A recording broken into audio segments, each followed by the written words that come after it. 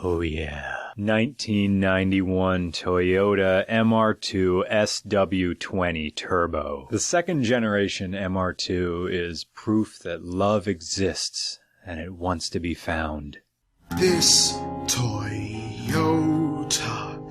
SW20, drive it, hear it, say I know you want me. Take this car and go on those Allegheny roads in this turbo car from 1991. I will always be a fan of the first generation MR2. The AW11 for me is the best car ever made, but I can't ignore the second one. Understand that this is a dangerous car. The MR2 SW20 is the most dangerous vehicle ever built, and it is one of the purest expressions of the human condition our species has ever created. It is. This is the most dangerous car you can buy. Forget the steam cars and everything from the turn of the century. Cars that exist out there on Craigslist right now. The car that is most accessible to the most amount of people and poses the greatest risk of danger is the SW20. So how can I properly explain this? Okay. Those of you who know the SW20 know this story. Everybody else needs a little classroom lesson here. Snap oversteer. What is snap oversteer? Okay, that's when weight transfer goes from...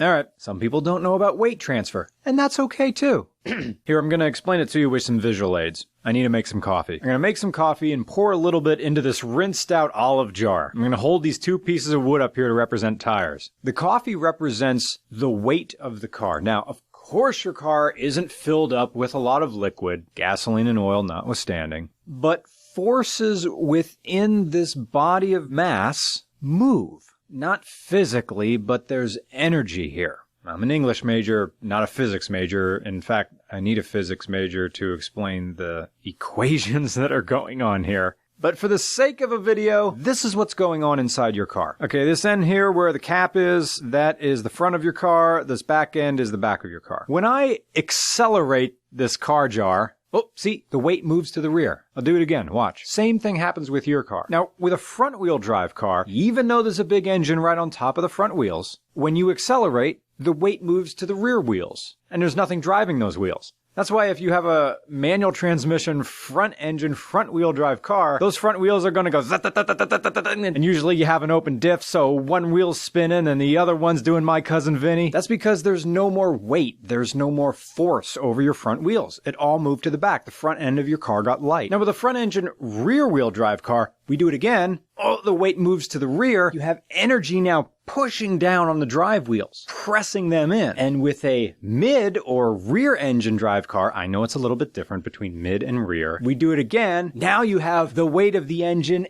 and the force of acceleration all pushing down on the rear of the car. And that feels great in an SW20. When you punch it in a second gen MR2, all that rear end just digs in. Oh, if you can, buy or drive one of these things. Even at moderate speeds, it's, oh, yeah. But when you brake, oh, I'm braking, all the weight moves to the front of the car. Even though you have that engine, given a lot of weight on that rear wheel, can't outweigh the forces of physics. Now imagine you're coming to a turn. Imagine you're going into a turn too fast. Every single one of us wants to brake, wants to slow down. You can't do that in an MR2. If you slow down when you're going in too hot, the weight shifts to the front of the car and the rear end gets light. And now there's less weight pushing down on the rear wheels, and your rear end with that engine suddenly wants to lead. That's the lift-off oversteer. The snap oversteer happens when you overcorrect or the weight moves again, and now the rear end of the car slides back the other way. It's like a tank slapper. And that leads into the second point of why the SW20 is so dangerous. It's cheap. Good ones are not as cheap as Miatas, but they're still pretty affordable. $6,000 to $8,000 gets you a solid SW20. Although you're probably going to get the NA, the naturally aspirated one. Turbos, finding a good turbo, now that's tough. One that hasn't been messed with. And this one hasn't been messed with, but more on that later. Because the SW20 is so cheap, it's affordable to the under 20 crowd. That's an age when you have something to prove and revenge fantasies. See,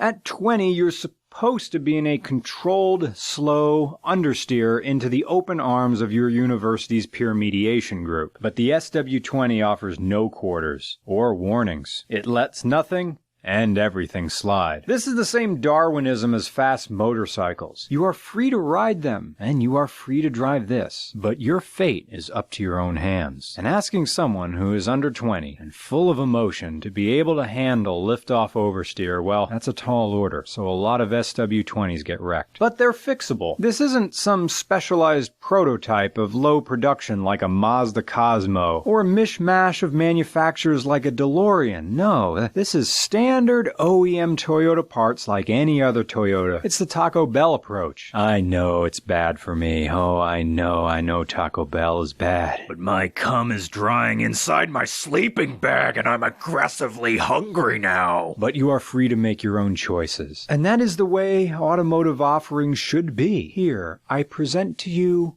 all the vehicles. Choose one that fits your personality. Choose your path and your conveyance. Some people will take a Tercel and drive it with contentment for mile after mile. But others, like us, are complicated. We need a vehicle that matches our own mental states. All of the hopes and daydreams and aggravations of youth are massaged into the second generation MR2's exterior. Even the sparkling Troilician self-destructive adolescent beauty is alive in this SW20 turbo. No other manufacturer has conceived a more effective and accessible representation of the human condition. Through the SW20, we may see the limit wherever it chooses to hide. Maybe the limit is on a rainy interstate off-ramp. Maybe the limit hides in a cross breeze while that center-mounted boost gauge rises like your mood. Imagine if Toyota, or anybody else, tried to mass-produce a small mid-engine turbocharged car with no traction control, brake vectoring, thin doors, pop-up headlights. Oh yeah. No,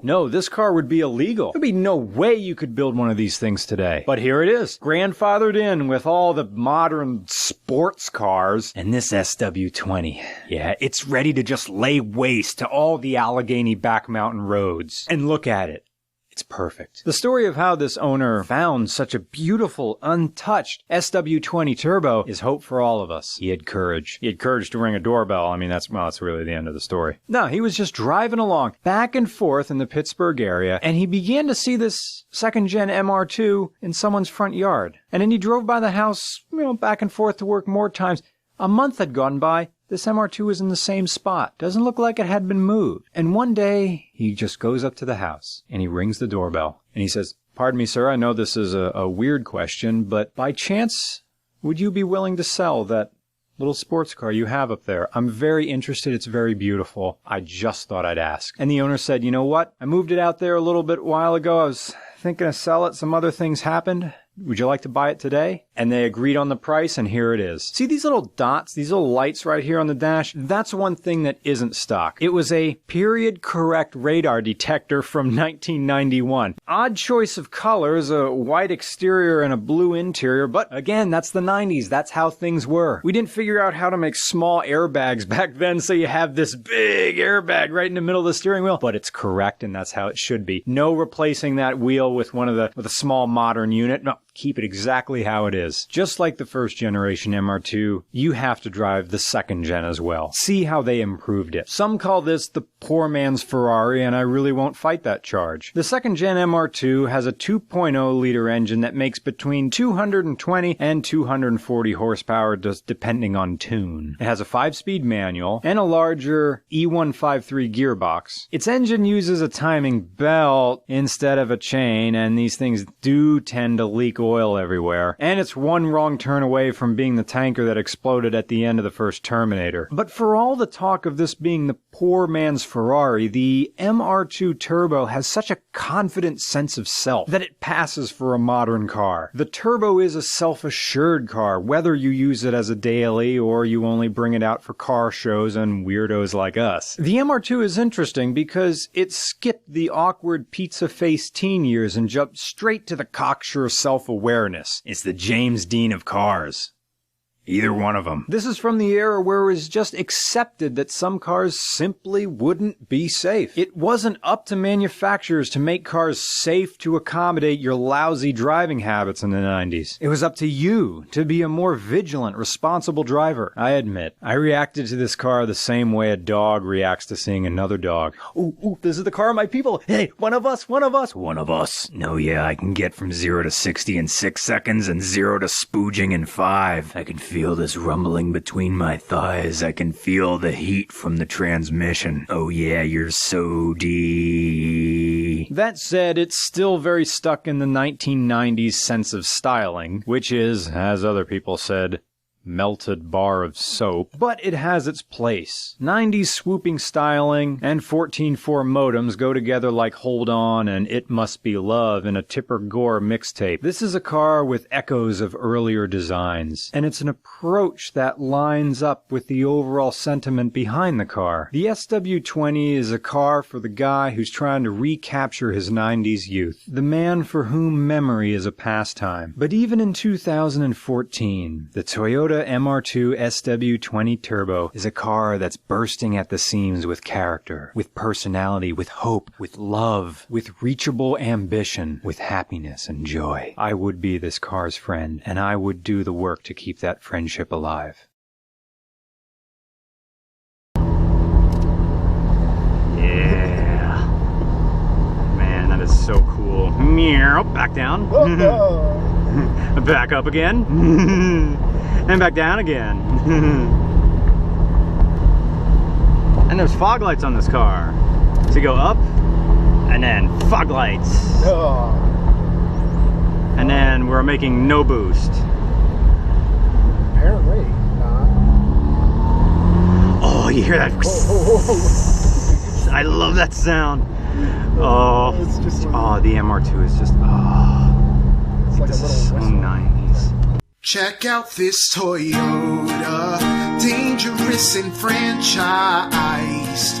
It's an SW20 and it's mine. Well, technically it isn't, but we still reviewed it.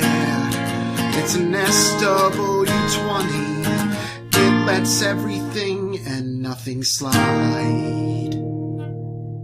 Like a snap over steer, there is energy here. Physics majors commandeer this Toyota MR2. Quiero ir en un viaje. Quisiera que estuvieras aquí en mi garaje. Estoy cachondo, tienes ganas. Vamos a hacerlo en el camino.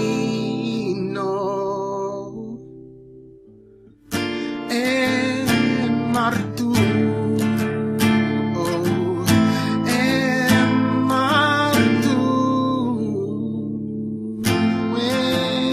MR2, oh, MR2.